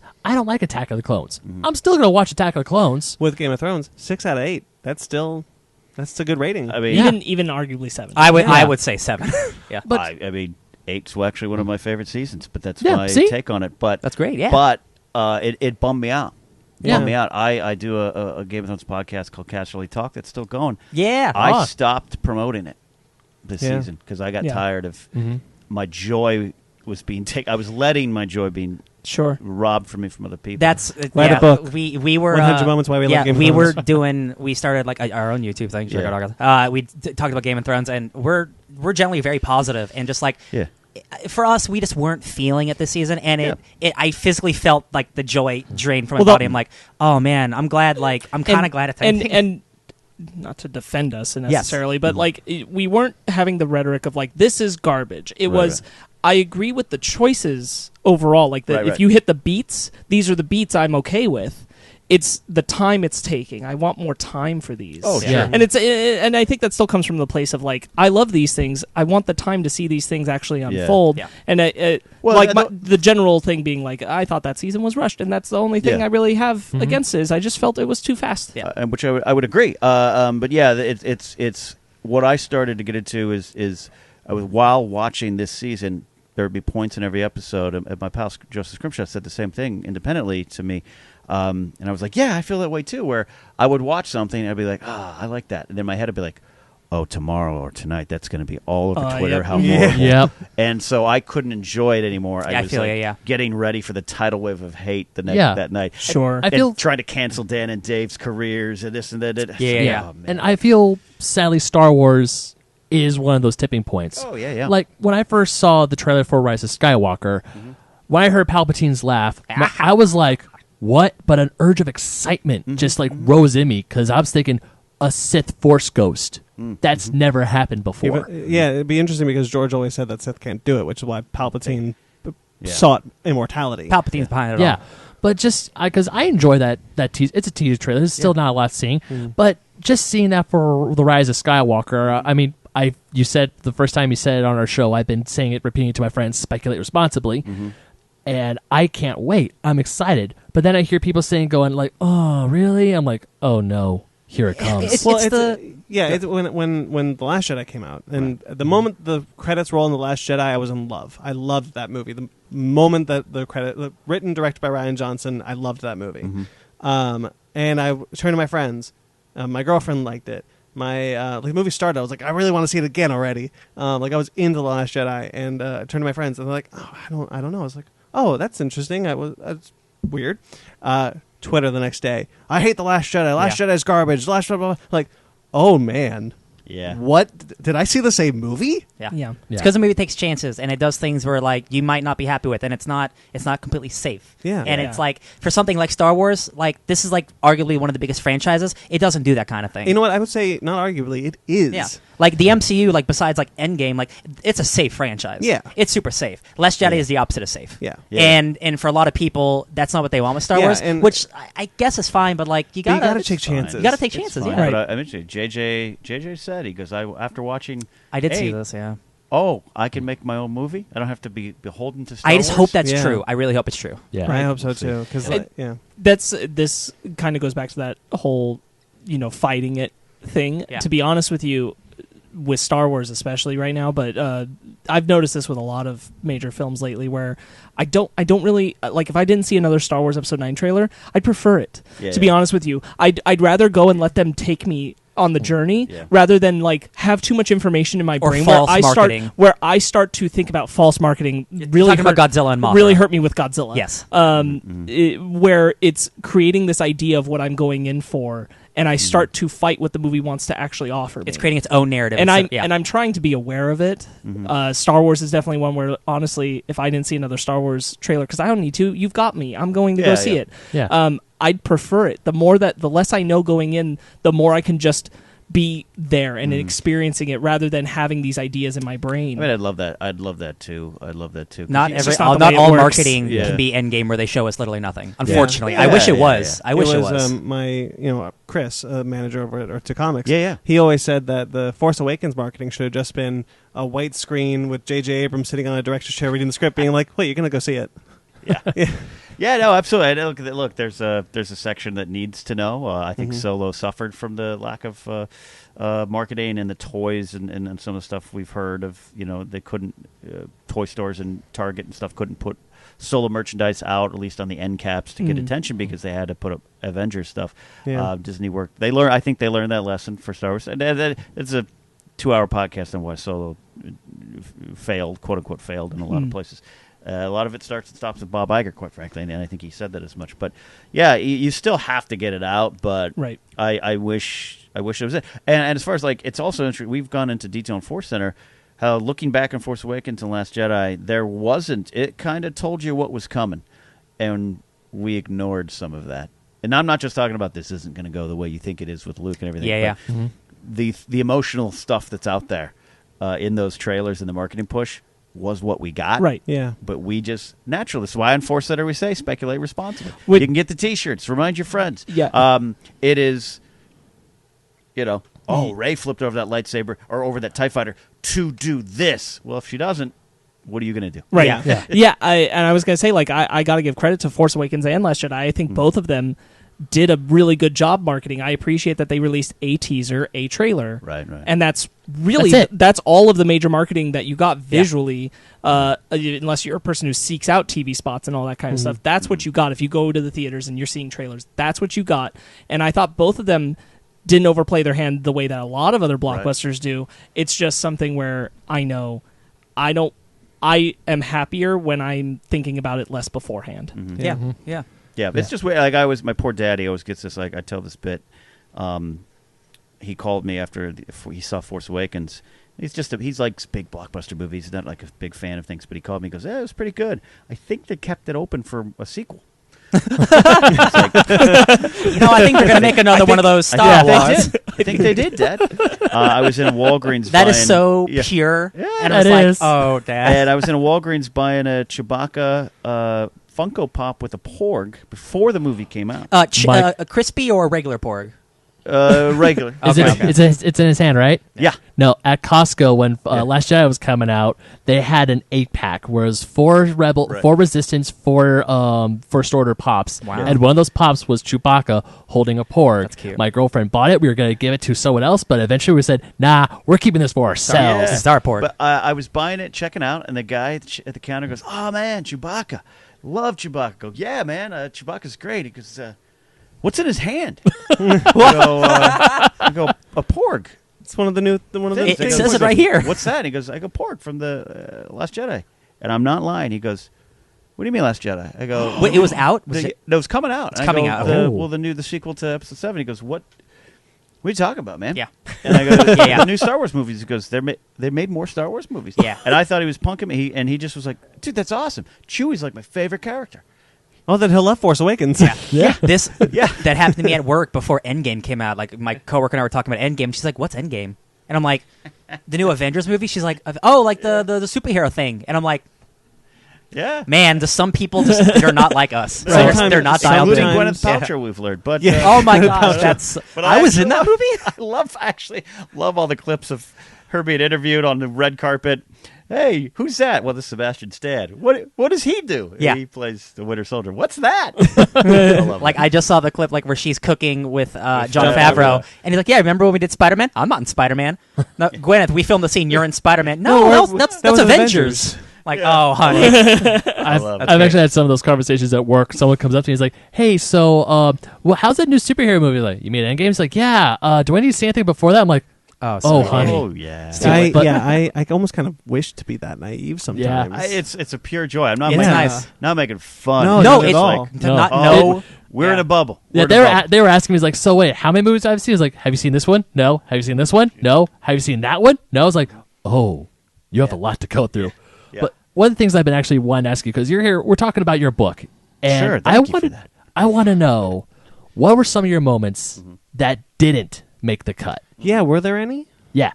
Yeah. I'm trying to think of something specific. Again, I'm not going through any checklists, but I was like, I wanted maybe more Padme moments in Clone Wars. Okay. There's a great, I mention it, but there's a great political kind of speech she gives, real rallying cry. I mentioned it in the article about Mon Mothma's speech in Rebels. I wanted more Padme stuff, but Clone Wars is at times daunting. And so even if I had a memory, oh, that's a good moment, you could pull a clip off YouTube, I wanted to go back and rewatch it and be in the moment as I wrote. That one I might have snuck in there. I wanted a little bit more with Poe. I love the character Poe Dameron. I love Oscar Isaac. The opening, there's some stuff. I love the lesson he learned in the opening of Last Jedi. I didn't put that in there. Little tiny ones about other sounds and ships. I didn't want to repeat too much.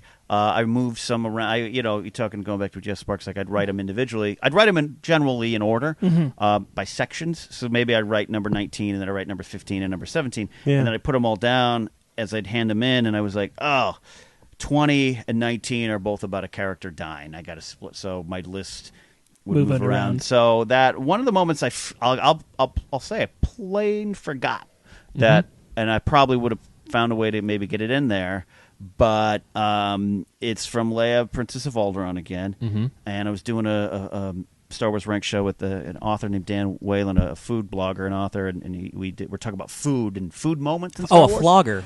A flogger. Oh. There's a blue milk. That's not what that means. Yeah, that's not what that means. Yeah, Ryan, stop. We were talking, so I chose I suddenly came back to me thinking about food scenes. It wasn't just food, but food scenes. The force floating scene in Attack of the Clones? There's that and everything. Okay. But no, I put it from Leia, Princess of Alderaan. It's the dinner scenes, and there's a theme throughout that Leia, who's 16 and close with her parents, her adoptive parents, is feeling shut out by them, and there's these weird dinner parties, and she doesn't get it. Turns out they're forming the rebellion. Yeah. And they don't want her in yet, and she finds her way into it in a great story. There's a great scene where Governor Tarkin, getting some hints of what's going on, shows up unexpectedly and interrupts a dinner party. Okay. And it's one of the most tense action sequences in Star Wars, and it's a dinner party. It sounds like the beginning of Inglourious Bastards. It's exactly. That sounds awesome. Just like tense. It's talking, even that scene, but even more so. I'll tell you, it's the scene where he runs into Shoshana again and you need cream on put the cream on your apple fritter or whatever. Yeah. And that scene, it's a amalgamation of those, but it's in Star Wars, and it's with Leia at dinner with Tarkin, and I was like, I can't. Next book, I'll have to put that in. I forgot about it. That sounds really cool. Speaking of Tarkin, there's a moment that I really liked from I think the only Star Wars book I read, because I lost track. And this is so long ago, so I could be misremembering. But isn't in the book Tarkin that he figures out who Darth Vader is? That Darth Vader is Anakin Skywalker. I think there's some. It's been a while since I read it. James Luceno's Tarkin. Yes, it's definitely a moment. I think they leave it for interpretation, but you get the sense. Yeah, because everyone thinks that Anakin Skywalker had died with the Purge, with the Jedi Purge. But Tarkin had what was Anakin's general during the Clone Wars. So he's like, this is, It's a great moment. Yeah, it's an underrated one. There's a lot of ones in the novels too. It's like, I've read all of them. So sometimes I was like, I got to. Do you have a favorite novel? I think, I think I will say Leia, Princess of Alderaan, Catalyst, the Rogue One novelization, are the ones that come to mind. Lords of the Sith, but Paulus Kemp is underrated too. Yeah, I've heard good things. Some of my favorite ones. Yeah. Have you read Labyrinth, the General Grievous one? I think it's called Labyrinth. You talking about the one that was the Labyrinth of Evil? Yes, I did. And going back to like quote unquote legends, I did. Oh, read is that those still ones. Legends? Because I thought it was Revenge of the Sith. Old Legends. It's Oh, old sorry. Legends. I just assumed. It's the Dark okay. Lord trilogy, Gotcha. which is Labyrinth of Evil, Revenge of the Sith, the novelization, and then Darth Vader Rises or something. I like figured Right, that would yeah. just be canon because it's. I don't know. No, I would, but there's some great stuff. Gosh, I can't remember it. There's a moment where they talk about Grievous, his debut, so to speak, in the catacombs beneath the arena, and it's chilling because it reminds me of Saruman talking to Gandalf via wizard powers, going, "You know what the dwarves found there. You know The Balrog? the Balrog," and it's Yeah. like Grievous was down there and Jedi stumbled onto him and were like, Oopsie-poopsie. "What is this monster who's killing us?" Oh. And I think that's there's more to tell with Grievous, and we're starting to get more with Dooku. I'm in the middle of listening to the Kevin Scott audio story, Dooku Jedi Lost. And Dooku's one of my favorite characters, and Yeah. we're finally starting to get more. I hope they get a little more from Grievous. Right. Because that is dude with such a incredible design that he's just underutilized every time. Except The maybe the Clone Tartakovsky- Wars. the Tartakovsky series? Clone Yeah. Wars, like Tartakovsky's. that is the coolest shit I ever saw. I call Grievous my most disappointing character in Star Wars because of what you just said. Not that I Yeah. don't Yeah. like the character, and I actually like the cough. And in that book, I think he's hurt by Mace, which doesn't carry over into canon now, to my knowledge. Well, the Clone Wars. yeah, in Tartakovsky series, Tartakovsky he Same thing. crushes him Yeah. It's great. in the chest. so Yeah, that by I don't Mace think Windu. carries over, but I do like it. But Grievous kind of leaves a lot to be desired. Yeah. Yeah. But there's something interesting in his story. Yeah, it was Grievous, and Grievous I would love to see more. But what was Claudia Gray's novels? Didn't she just put one out with Obi Wan and Qui-Gon? So Master and Apprentice is really good. I think the main story that she uses, it's right now, I think, the oldest canon story on record right now. Okay. Okay. I haven't read that one yet. About I want to, though. 7 or 10 years or so before Phantom Menace. Yeah, because Qui-Gon's my favorite Jedi. You should really check this out. Yeah. It's great for Qui-Gon, Obi-Wan, and the memories of Dooku. Yeah, I think that's why I like Last Jedi, because Luke basically becomes Qui-Gon. He does. And the story itself, so of the four Claudia Gray novels she's written, I think this is my fourth favorite, but someone's like, "Oh, it's my least favorite too." Like, no, I didn't use the word least favorite. They're all good. Yeah. They're all good. This is the one I'd rank 4, because the main story, it's fascinating. We just did our breakdown of Force Center, but I've heard some of the story before, even in the Phantom Menace. There's a young queen, there's this and that, but the stuff you start to learn about the Force, and even in this Kevin Scott story, I got to some great Dooku stuff about his father and everything. It's really good stuff. Yeah. Her books were the General Leia one before she joins the Resistance. Bloodlines. Yeah, that's the one I've heard really good things about. It's amazing. Yeah. 6 years before The Force Awakens, everyone still did not know that she was Vader's daughter. That's great. And it's key to Kylo's or Ben's fall, and it's fascinating. Yeah. The one Claudia Gray novel I haven't read it yet, but it's on my bookshelf. I'm going to read it someday. Is Lost Stars. That's the one I always, when I get the question of, Ked, where should I start? I go Lost Stars. Yes.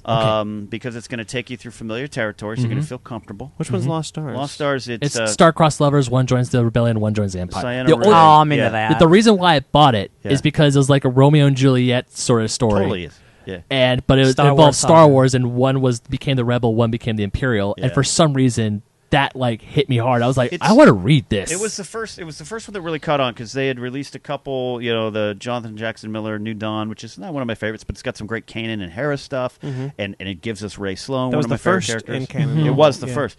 So a lot of stuff. So in the middle of that comes the YA edition. Oh, Yeah. what's this? And it's young adult. And I wasn't even there yet, but over in Collider Jedi Council, Harloff and the team were really championing this novel, and really Claudia Gray said, "You guys helped get this on the map." People started to read it, and I do have that love story in the book, but there's a lot there because it takes you through the original trilogy, and in this young adult novel starts to go, well, wait a minute, what about the 2 million stormtroopers and Imperial officers and tech crews who died on the Death Star? Yeah. What about them? We just talk about Luke making the 1 in a million shot. Yeah. We don't talk about the Death Star which soldiers who died. I'm not condoning the Imperials, but No. in their actions. But it was the first time I felt, first time in a Star Wars official story that we got, well, wait a minute, versus like Kevin Smith and Clerks going, there's probably some contractors on there. Yeah. Not everyone in the Empire is evil. That's what the conversations we were having as kids on the playground. Yeah. And to see it for the first time in the story was like, oh. Well, yeah, if you look at A New Hope, there's no rebellion academy. Yeah. Luke is going to the Imperial Academy. They're terrorists. For years, terrorists. I thought when he said join the academy, I thought it was just a flight academy for him to learn to be a pilot. Sure. I had no clue he was going to be an Imperial. Yeah. Yeah, he's going to join the Empire. I never knew that. And again, because rebels are terrorists by the Empire, not condoning the Imperial's course of action that would lead us to war, as Padme would say.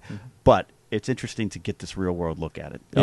Yeah. So Claudia Gray did Bloodlines, Lost Stars. What was the one where Leia was a young girl with Holdo? That's Leia, Princess of Alderaan. Princess of Alderaan, okay. Which is it's moved up to me as my favorite. They're all kind of connected. Those three, Master and Apprentice, not so much. There's some references that she throws in their planets and stuff. Holdo's home planet with Gadalanta.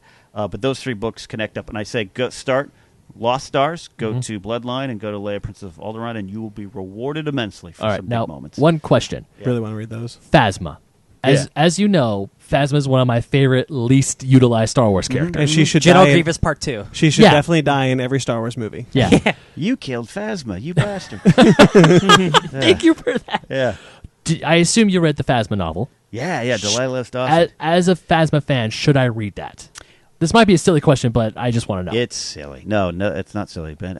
You should absolutely read it. Okay. It is the first time I almost put down a Star Wars novel and didn't finish it. Really? And then I'm so glad I kept going. Okay. Because the reward was there. It is Mad Max Star Wars. Ooh. Because it's on her home planet of Parnassus, which is a planet destroyed by some sort of nuclear event. It's a little bit of a statement on environment and that kind of stuff. She, because I love Gwendolyn Christie, right? Who doesn't? Yeah, right. And Brienne of Tarth all the way. Tarth, absolutely. And it's almost a Star Wars tradition, right? Boba Fett, General Grievous. Yeah, that character's great. It's they're gone. It's funny because Darth Maul. Yeah, Boba Fett dies in the worst way of all of them, I think. Burp joke. Yeah, like Boba Fett. I mean, I've actually gotten into a bit of a heated discussion with one of my best friends about how Boba Fett's useless. He's not one of my favorite. He's one of my favorite looking characters. Yeah, he's not one of my he favorite does look characters. badass. Is he alive? Isn't it it is hinted hinted that he's still It's alive? hinted that he's still alive. Okay. But I have to say, my love for Boba Fett started to grow reading the Star Wars comics that Marvel started putting out. Yeah, man, there's that GameCube game, Bounty Hunter. Yeah. No, game the was stuff great. was good. So it's Phasma. Read the novel because it will make. And again, so Rian Johnson makes his movie, and they come to an end because there's different ways that Phasma goes. We've seen the deleted scenes. We hear that Daisy Ridley was like, well, what if her mask gets cut a little bit? So Ryan puts that in the movie. So again, you have to connect. That's in the movie, or is going to be in the movie, unless JJ cuts his dice like he did in Force Awakens, which caused some problems. There was that scene that's I think the deleted scene of Han puts the dice up in Force Awakens. Oh, really? Oh. Yeah. Yeah. And JJ cut that. So Ryan, That's an easy fix. Ryan that not fixes so much. Oh Yeah. my Ryan God. not knowing that goes gulp. Yeah. Man. And then we're already making Solo, and we're thank you, JJ. Still love Force Awakens. Yeah. Anyways, long story short, I'm rambling. When she gets hit and her face is exposed, you read this novel, that is one of the most powerful moments for that character. Okay. You'll learn why. Okay. We were talking Glad you about. didn't tell We did our book club. We have a book club second on the main show where we talk about comic books. And so last week we talked about the Godzilla Aftershock prequel comic to the new Godzilla King of the Monsters movie. We were all pretty negative on it. And one of the things that I brought up, and I want to bring it up again, is that a prequel comic like a Godzilla comic leading into a movie, or any comic that leads into a movie, can enhance character beats. That if, for example, Cassian Andor doesn't get a great arc in Rogue One, you got the book beforehand and you see the pieces and you see the story, and it shouldn't be required reading, but it does create a more cohesive narrative for a character. And I think the Star Wars novels, Star Wars comics, the ancillary Star Wars material that aren't the movies really help Star Wars feel like a larger, like a more lived-in world, which is what George Lucas always wanted to be, to feel like a lived-in world. There's a lot of moments in this book that I didn't say, I would say I intentionally went out to make this happen, but it's keeping it with what we do in Force Center, where some of you might just watch the movies, and you're just, hey, I like Star Wars, and I hope to speak to you as well. Mm-hmm. But I also want to get to the idea out there, if you got the time and you love this like I do and a lot of people do, take it all in. Yes, in criticism of a movie, you should look at Rogue One, and if you don't understand that Cassian Andor was a separatist or raised by a separatist family. I did not know that until I read that part in your book, and I thought that was great. I wish that was in the movie. It wasn't. Yeah. So you do have to judge a movie on its own merits. Yes. I felt I knew a lot more about Rogue One by reading Catalyst beforehand. Not everyone's going to do that. So I understand those criticisms. But I wanted to put those aside and say, if you're a Star Wars fan, all this is there. This roadmap is there. Mm-hmm. And now you could look down when he says, I've been in this fight since I was 6 years old. Because his parents were separatists and hated Jedi. And that's why he didn't like the Guardians of the Whales, Baze and Sherrod. He's like, I was trained to not. You're Force people. Yeah, you killed my family. You prepared to die. You prepared to die. And I hope that's touched upon in the Cassian Andor series. Yeah, the Jyn Erso moment. Jyn Erso in the movie again. I understand the criticism. I wish, and again, you got a couple directors working on the movie. Maybe this got dropped along the way with all those reshoots. The fact that it wasn't just that she sees her father and goes, "Oh, he's alive." She sees her father and is like, "He didn't run away from me." Because I thought he ran away from me to join the Empire. Not only is he alive, he wants me to take down the Empire. And I don't want anything to do with this. And you watch that moment again, and Felicity Jones gives one of the best performances in Star Wars at that moment. She's crying because everything she lived under is false, and now she has to deal with that, and she has to look up for the first time because she doesn't want to look up. That's what she tells Saw. And that's all there in this connected stuff. Yeah. Mm-hmm. I wish everyone could experience it like that. Sure. But not everyone can. I totally get that. Yeah, and yeah. it does help. It does create a more cohesive picture. Yeah. Right. Like you said, if you see oh, sorry, I just lost the point because I thought R2-D2? No, I just forgot. I realized that there's another point that I wanted to touch on. Jar Jar? No. I'll keep trying. It's the end of Solo.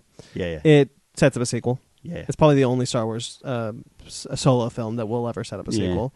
Because they're probably solo they film. Wanted it, yeah, they're not making another one. Yeah, I know. We all I made the jokes. I know. Star Wars, the Solo Han Solo movie. Han Solo movie. Yeah.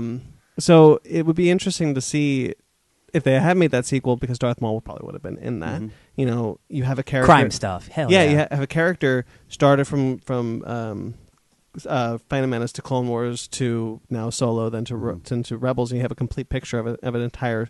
You have an entire character arc through different mediums. Mm-hmm. It'd be really interesting to see that. This is I get to reference Metal Gear one time. This reminds me of Metal Gear, where you are at a fixed point in this character's life, and then you bounce to the future, and you bounce to the past, and you slowly fill out their whole history, and it gives it a really well-rounded, full character. There are a lot of characters like that in Star Wars right now. There's Saw Gerrera, there's Darth Maul. Yeah, Saw Gerrera is like super cool. Just him constantly showing up at different points. He just pops up in random places, and depending on how screwed up his body is, it's in different points of his timeline. Yeah. I love Saw. It's so interesting to see. Yeah. I think the interconnectivity of Star Wars is one of the reasons why we love it right now. I would be remiss if I didn't ask you. Have you been to Star Wars Land? I have not. Okay. I probably going after. I want to go after both rides are functional. Gotcha. Okay. Yeah. Good call. Yeah, and I've been told by those who've gone. I don't know if you have gone. Ryan and I have. Yes. I've been told that it's great. It's immersive. Without both rides, less to do than you'd want. Yes. Okay. Yeah. Yeah. I agree. Okay. Yeah. I just want to get drunk, man. Hey, man.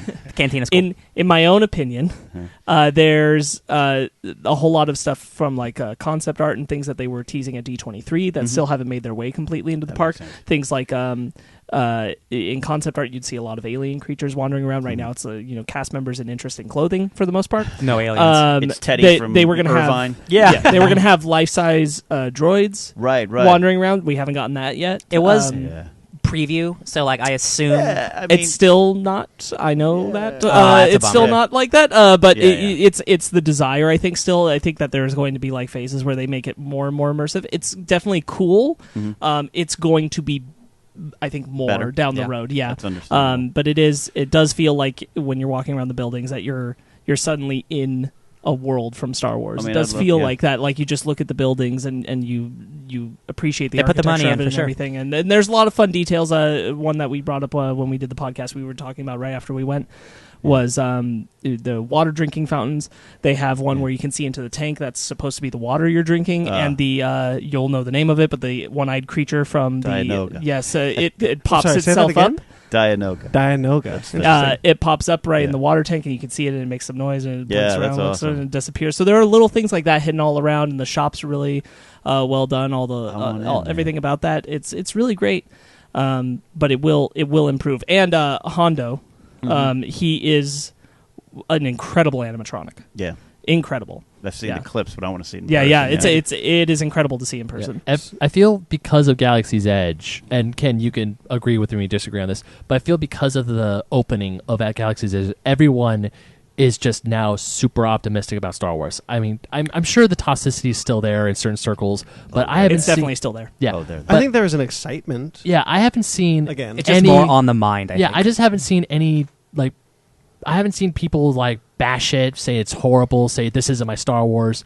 Every time I've seen, because I follow a bunch It of is a theme park, though. yeah, So I know, but a bunch of my friends they've gone to Galaxy's Edge and they say it's amazing and it's great. And I've had two of my close friends here gone there, and I just can't wait to go because I've been seeing is man, this just makes me want to go home and watch Star Wars again. Sparks, what are you trying to say? I was going to say that I wish there wasn't, but there is a weariness of. There's people who Star Wars Land added to Disneyland. I would have rather it was something else, or shouldn't have even done it. There is a weariness to it. That is out there. That's out there. At the parks, there are people walking through the park saying, "Man, it's Star Wars Land." So this is going to be a good segue into a question I want to ask the group. Your last point, your number one, is a long time ago in a galaxy far, far away. I'm so glad you're bringing that up because I was going to talk about it too. Yeah. So, is that your favorite Star Wars moment? Yeah. Just the movie turns on a long time ago in a Hey galaxy man, far, give a far spoiler away. warning first, man. Before the Spoiler alert. Yes. So but It is. it number one? Because I know you didn't quite make a 1 to 100 list that's in order. But is that your number one? Did you want that to be there? I did. That was actually one of the things I knew I was going to build to. Yeah. It's the moment that's before it is my favorite, on screen story point. It's my, we're pick one scene from Star Wars. That's it. Yeah. That's the one. I'll let those listening figure that one out. But number one, it was poetic in a sense. We love our Star Wars poetry. Because I remember Phantom Menace, and I see it. I go to Winnetka, California Pacific Theaters at the time. Go see it with my friends. 10 a.m. showing. I have my ticket stub still. And we have our opinions on it, right? And I see it 8 times, and I go from, I like it. I really like it. It's a great story of the political to Jar Jar's stupid. It's like the 7 stages of movie grief almost, yeah. So Attack the Clones comes out. And, 3 years later? 2 years later, 2002. As much as disappointed as I was at the time, or felt I was, and, I was there in line. Same. And when the Lucasfilm logo comes up, and a long time ago in a galaxy far, far away comes up, my heart stopped because there's always more Star Wars. Sure. Mm-hmm. And now that's even more true than it was then. To me, that's the greatest moment because what am I going to add to my love of this franchise? Right. Yeah, man, that's great. I wanted to touch on this for sure because I really, when I first got the book and I did finally go flip forward, You're and like I wanted Billy to see what it Crystal was. and Harry Met Sally. You want to finish the book before you die. I wouldn't have done it if it weren't for the nature of the book, where I feel like you can dive into any singular piece and get something out of it. And so that's the only reason why I was willing to jump towards the end, and I wanted to know what was it, and I was so glad that was the moment you picked because for me. I think the strongest example of this that I remember was going into Rogue One and having that still be part of it because I was like, it's just not going to be Star Wars if that's not how it starts. I was like, there's no way they do that, right? But but you always have that little bit of fear because that was the first time we'd strayed away. More so than the crawl. Yeah, more so than the crawl. More so than the crawl. I can get behind like not having the crawl, but if you don't open a Star Wars film with a long time ago in a galaxy far, far away, it's not a Star Wars film. It's almost like it is unique to that film series. It's a unique experience that you're right. Everybody can feel it because it's not just the hey, this is definitely Star Wars because it's opening like it's this. not just a 20th Century Fox It's movie. you're there at the Star theater Wars. and you feel the hush settle down and everybody's waiting for the moment that comes right after it. It's that everybody knows that. It's indoctrinated to us. Even in Solo, the score that comes up. Even in Solo, because I love it that they still have it in Solo, but they do something different. Like in Rogue One, it's just long time ago in a galaxy far, far away, boom, it goes straight to the movie. Sure. But with Solo, it's like a long time ago in a galaxy far away, ... Yeah. Corellia, the Empire has the galaxy under Shit's its crazy, boot. y'all. Stuff is going bad, and on the they do like an experimental crawl. Yeah, which I'm okay with. I like this it. is great. I love Rogue One, obviously, but I think they missed fired. I love the cold opening on Lemieux, but I do think it was an awkward, and the Rogue One, just the logo didn't look that great. I think they corrected it with Solo. Like, I love the crawls. I think of all the movies, Rogue One needed a crawl. For Absolutely. casual fans. Absolutely. It is that long time ago. Actually, you know what would have been really cool is if instead of a crawl, they did I don't remember. I think this must have been a celebration, but when they first showed like something from Rogue One, they did A New Hope crawl, and then it stopped at the second paragraph, and that's where the movie took place, and so like it zoomed in. I thought that would have been really cool. Oh, I see. Open the movie like that. There's some great stuff. So I remember Ben talking about a long time ago.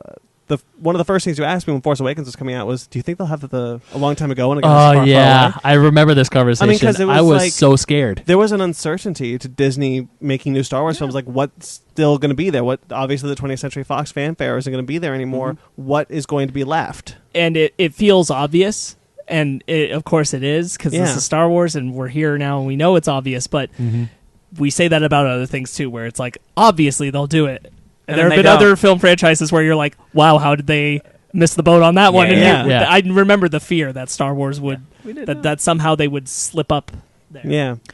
Real quick, we are talking about your favorite moments, Ken. Real quick, I want to talk about what are your guys' personal That's favorite? What I was hoping you would. Star Wars moments. I was going to get there eventually. Yeah. My personal favorite before Last Jedi, because now it's my favorite, was the final battle between Luke and Vader, where Luke is chopping Vader's hand off, and he sees, I'm becoming my father. That's such a powerful moment, and that's why I love Star Wars. That emotional shit. Now it's Kylo and Rey Snoke fight. That whole section, because that's almost a very similar type of scene, but like a very different. The throne room fight sequence. The throne room fight, and just like in Kylo and Rey, it's like, take my hand, like please join me, please destroy everything with me. It's so good. when they're both using the Force to pull the lightsaber and they blow each other back, it's so cool. Yeah, that is now my favorite. The Praetorian Star Wars thing. The Praetorian. Am I saying that right? Praetorian.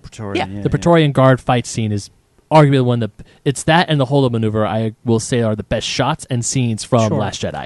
Like the second Rey lifts her hand up and Snoke gets cut and the music kicks in and it's like, oh baby, it's on. Yes, it's so good. Ben, what about yours? What's your favorite? Originally, when we started talking about this, was Vader in Rogue One at the end when he's on the ship. His That's massacre. Cool. Yeah. But now after the second you said a long time ago in Galaxy Far, Far Away, it was a specific time at 11 o'clock on that Thursday in December 2015, where Brandon and I and my girlfriend and our friends were sitting in that theater, and it came on screen, and I started crying out of sheer happiness. I definitely shed a tear. Because my girlfriend leans over, and she's joking about it, and she's like, "Are you seriously crying?"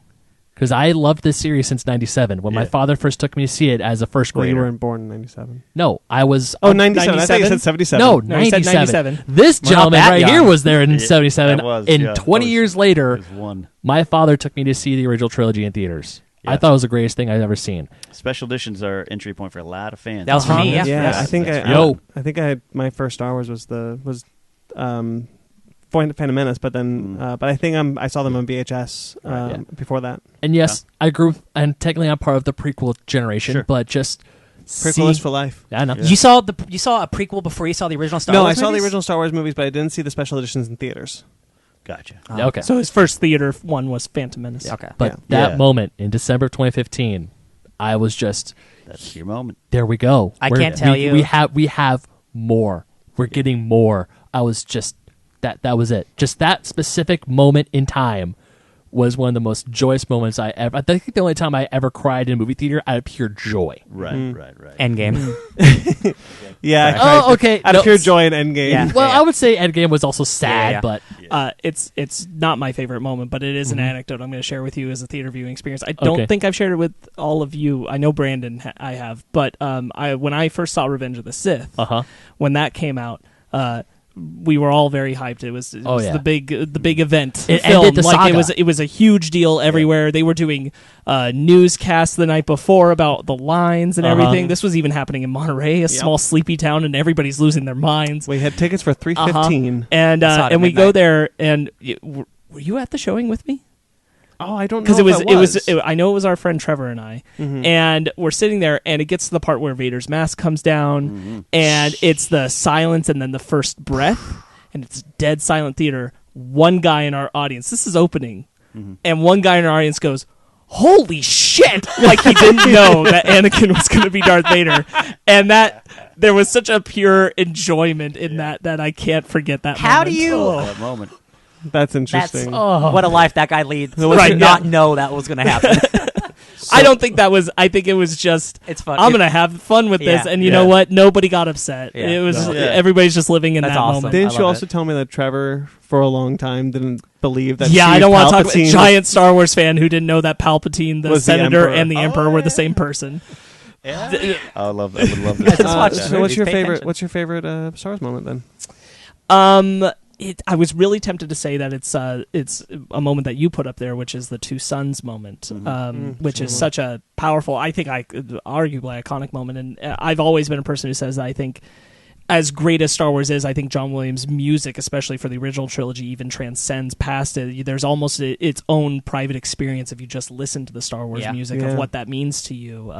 Not to separate it too far from Star Wars, but it's John so Williams good on is its own. partially responsible for why Star Wars is so impactful, what it brings sauce. to us, the emotion George and says, everything. yeah. I find myself humming the dun, dun, dun, Yeah. dun. I whistle that to myself all the time. Right. All the time. But I think for favorite moment, I was just sitting here thinking about it when we started, and the one that keeps coming up in my brain is actually when Luke is burning Vader's body, and is all by himself. Return of the Jedi? It's a surprisingly private moment. The fact that it's not it's wordless, that it's not a eulogy in the background, especially depending what edition you have, there's yub nub and celebration stuff going around for all the other characters, but Luke is burning Vader, who the rest of the galaxy believes is this horrible villain. He knows who the hero, he man. is, and he's the one person who will be there to bid him this farewell. And something about that moment, the way that it plays in this private sector away from everything, that it's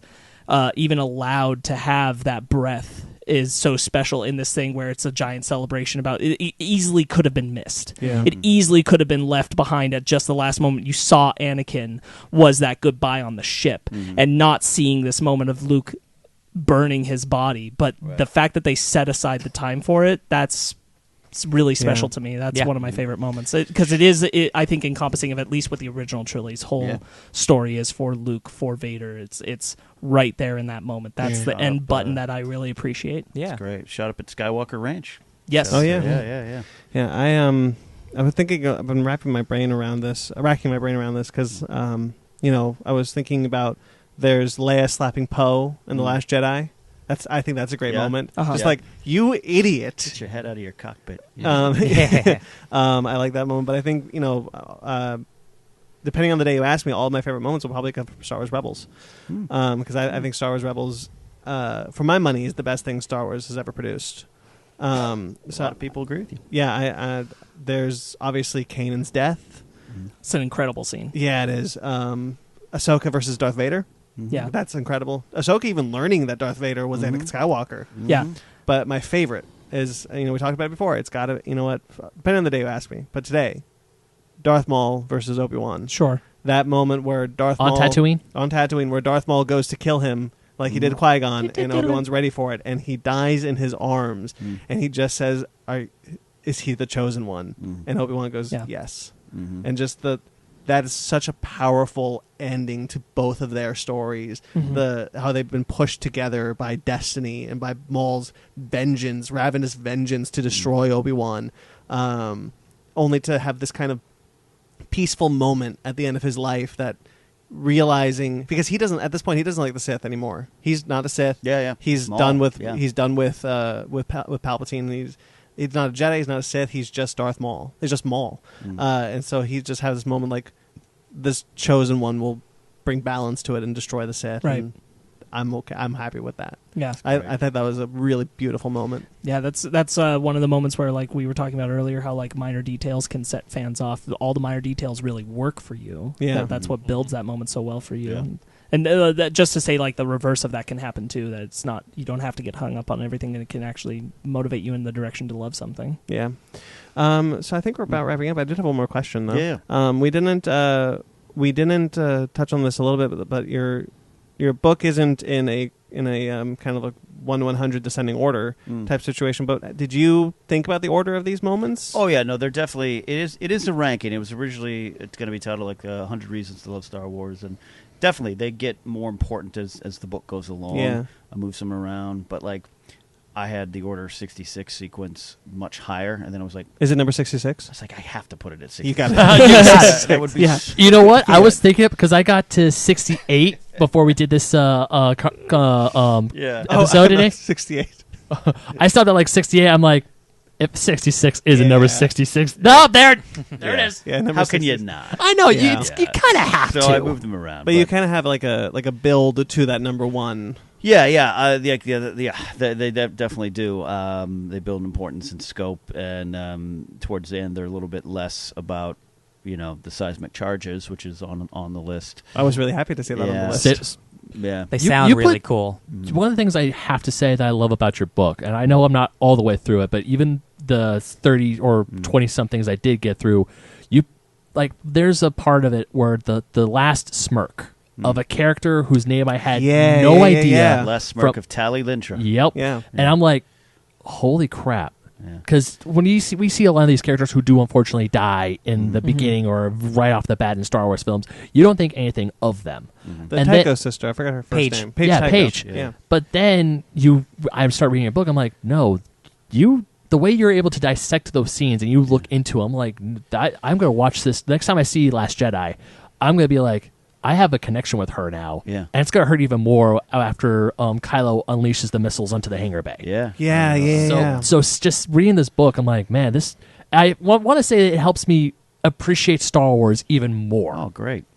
That's My life's what I not like. a waste. Yeah, no, but that's why I like this book Yeah. is that you are able to because obviously you love Star Wars more than anybody I know.